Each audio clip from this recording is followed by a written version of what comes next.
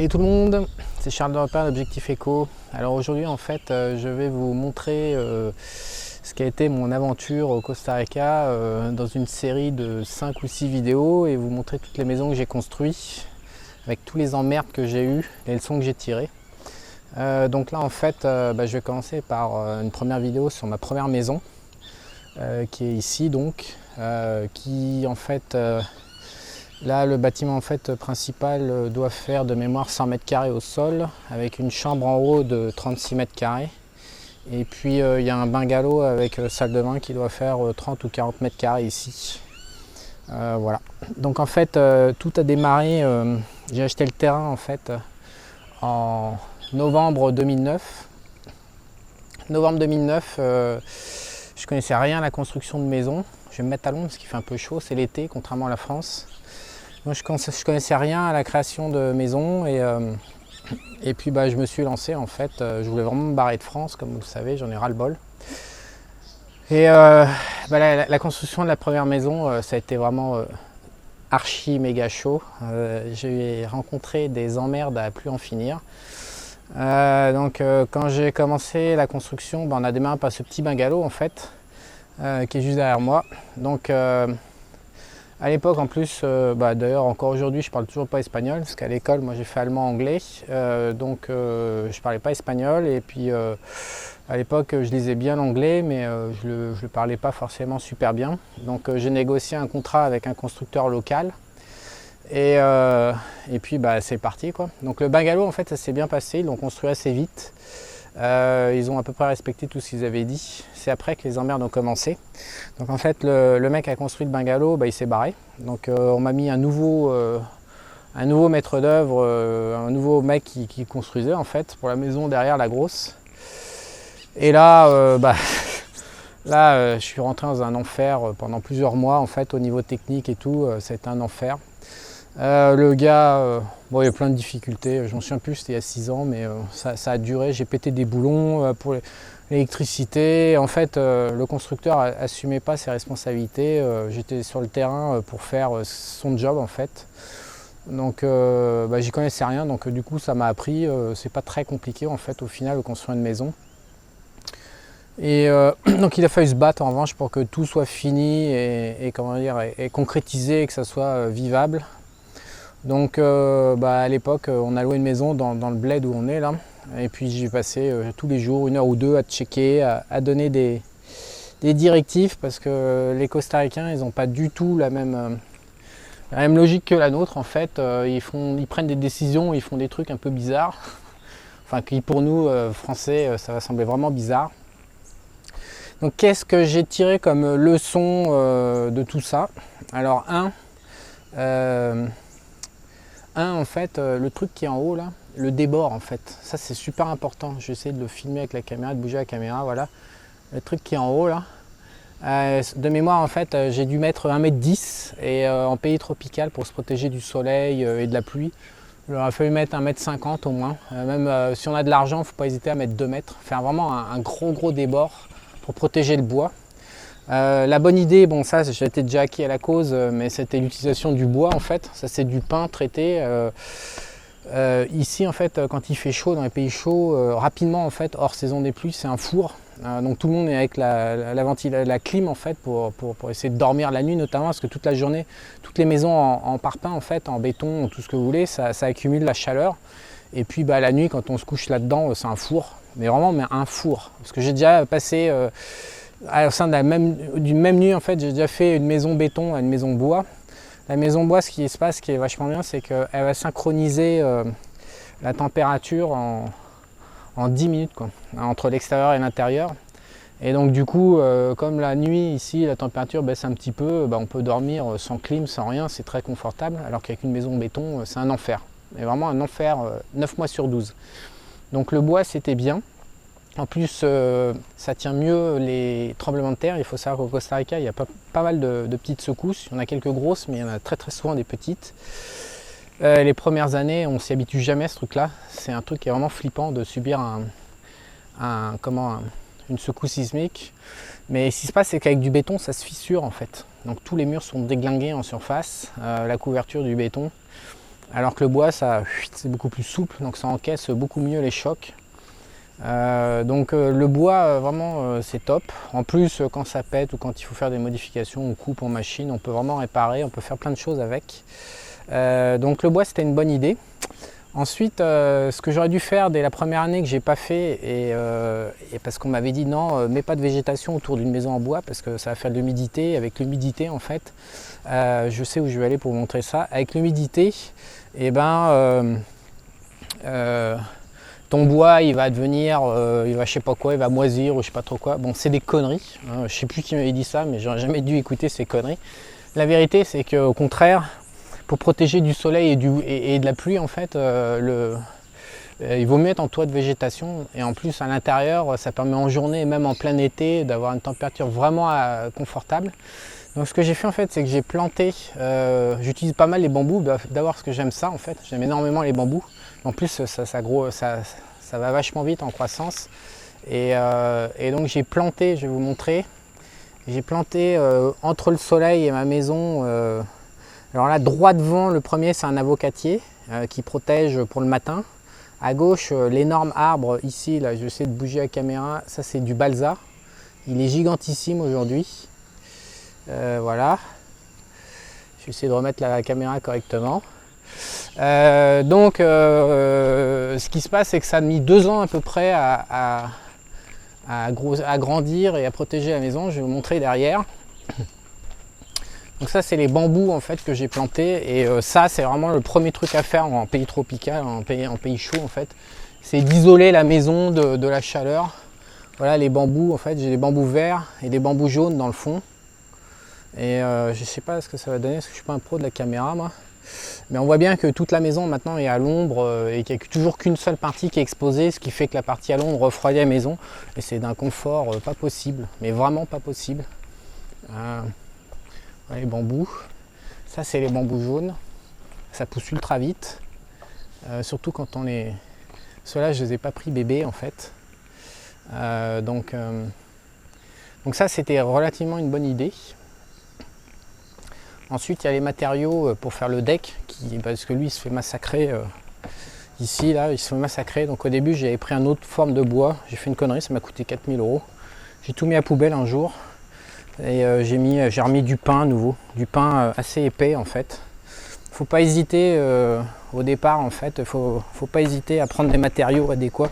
Donc là ça doit bien faire 2 cm et sinon ça tient pas le coup face au... En fait ce que j'ai appris c'est que en fait les matériaux souffrent énormément et il faut juste s'y connaître en matériaux en fait. La résistance, en fait j'aurais jamais deviné, j'aurais jamais pensé que le soleil et la pluie peut faire autant de dégâts, vous pouvez déglinguer autant les matériaux en fait. Donc aujourd'hui il faut juste se souvenir de protéger du soleil et de la pluie et voilà. Donc sinon après bon, j'ai fait un machin pour la bagnole parce que c'est pareil, la bagnole souffre du soleil, quoique là c'est pas ma erreur parce qu'elle en prend un peu sur le cul du soleil. Et puis ça c'était très agréable en fait, j'ai fait une serre parce que les matériaux, mais les cultures aussi sont incapables de tenir la charge de soleil ou de pluie. Quand il pleut ça arrache tout sur son passage tellement c'est violent, c'est comme une douche ouverte. Quand il y a du soleil ça brûle tout. Donc en fait il faut mettre un film plastique qui filtre les rayons du soleil et puis sinon en hors sol. Voilà, donc là c'est mon garde-manger.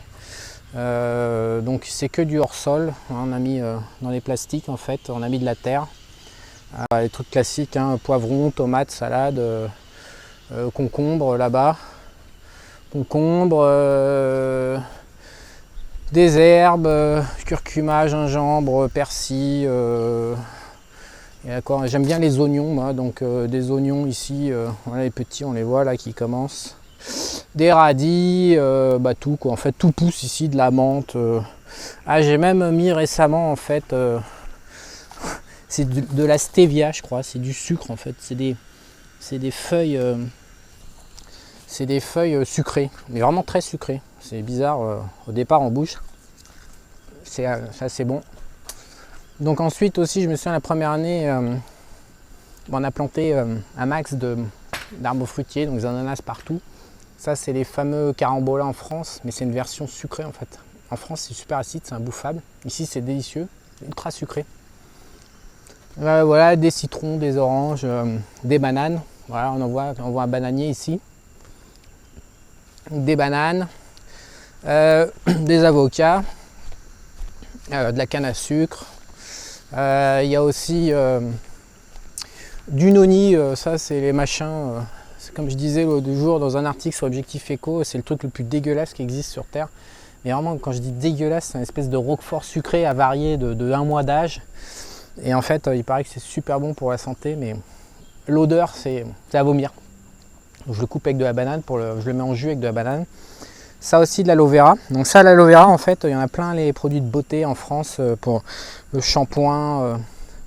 En fait, ils s'en servent, ils en mettent dans tout, en fait. Donc là, moi, je me shampooine la tête avec de l'aloe vera frais, en fait, je coupe et je shampooine mes cheveux avec, enfin du moins ceux qui me restent. Voilà, donc en fait, cette première maison, donc c'était un terrain qui faisait 3000 m² que j'ai aménagé comme ça, avec une vue sur la montagne. On est à 6 minutes de voiture de la mer, en fait, de la première plage. Le truc aussi qui était une bonne idée, c'est de faire une piscine en pierre de rivière, en fait. Voilà, donc ça permet, la pierre, en fait, ça chauffe toute la journée, ça réchauffe l'eau, c'est assez agréable. Il y a quelques fuites qu'on a réparées d'ailleurs. Et puis bah là, elle a encaissé les tremblements de terre. Là, il n'y a plus rien de droit en fait avec ma piscine. On passe notre temps à refaire le niveau parce que justement c'est du béton et avec les tremblements de terre, elle a commencé à s'enfoncer. En fait, elle s'est enfoncée en 2-3 fois sur des très grosses secousses. Et après, maintenant, on fait des rectifs comme on peut en fait. Tous les ans en fait, ou tous les 2 ans en fait, on rajoute une couche de pierre pour rehausser le niveau.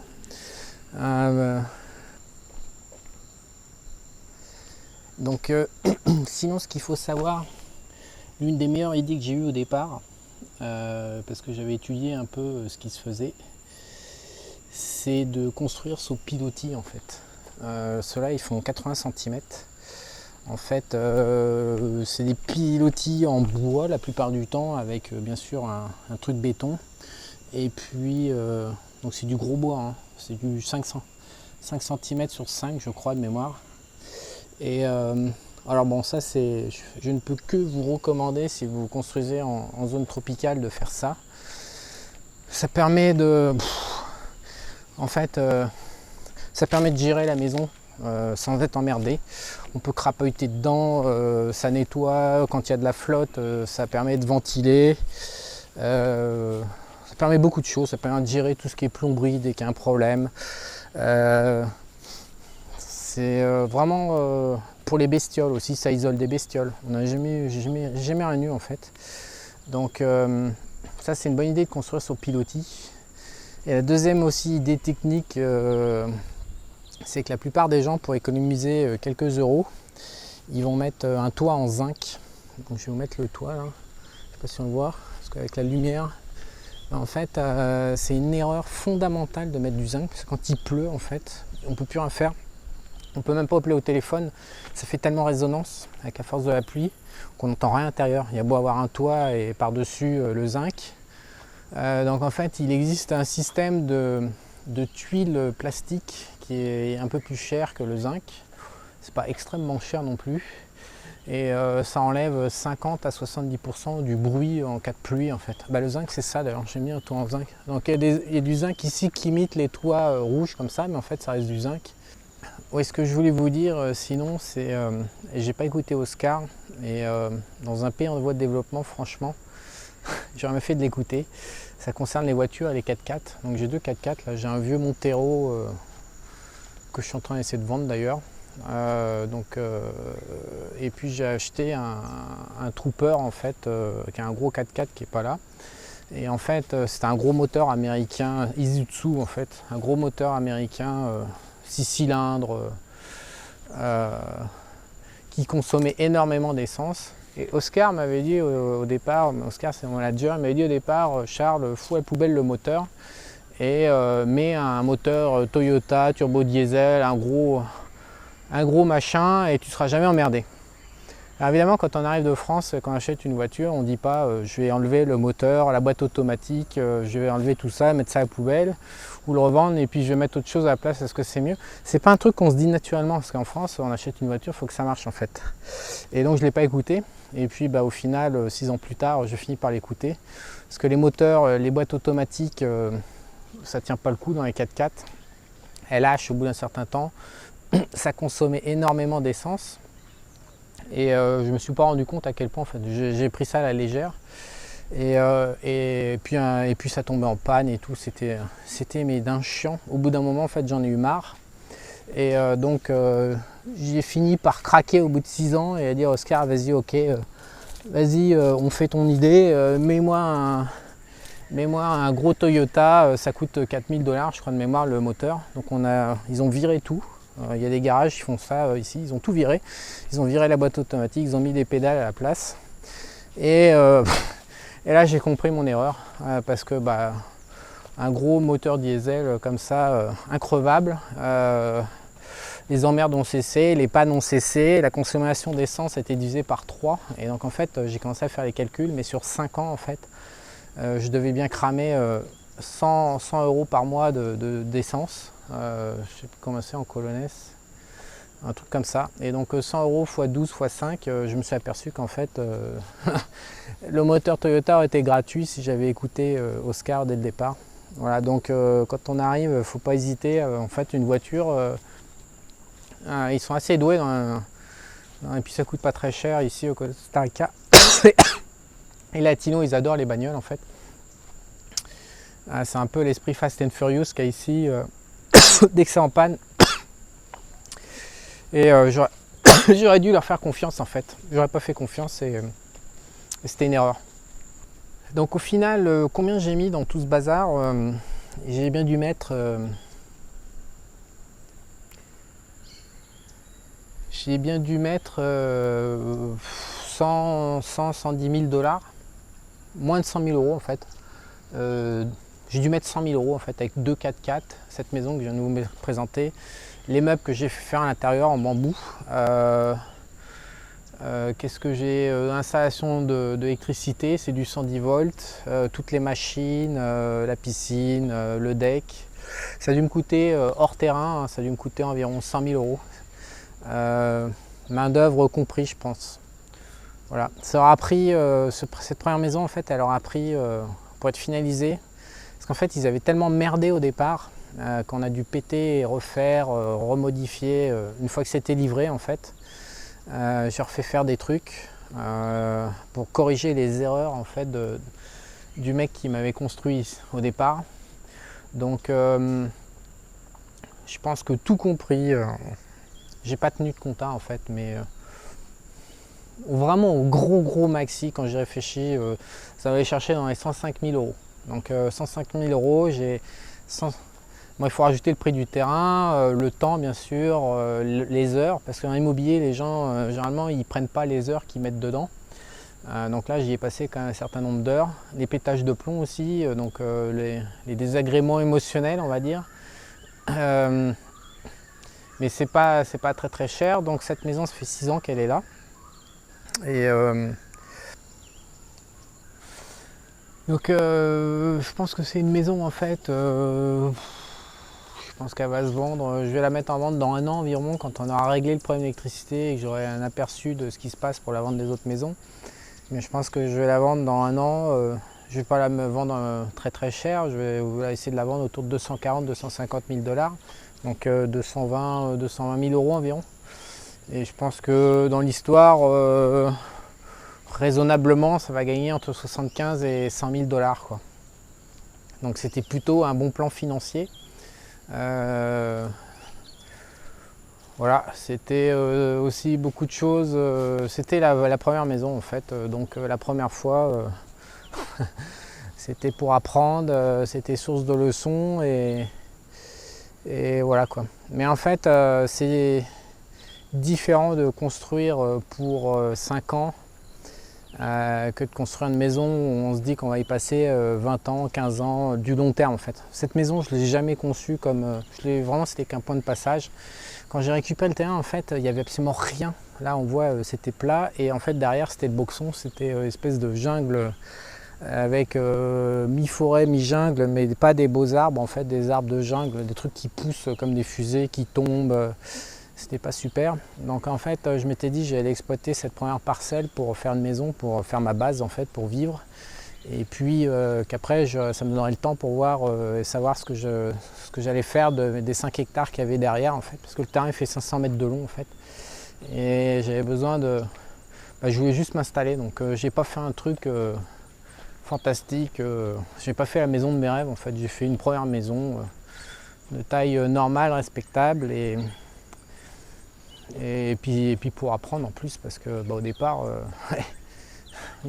moi j'y connaissais pas grand chose. J'avais jamais fait que cliquer sur un ordinateur et sur une souris, et donc là c'est plus manuel, et voilà. Je vous dis à bientôt pour une nouvelle vidéo sur la maison 2 et sur la suite de l'histoire.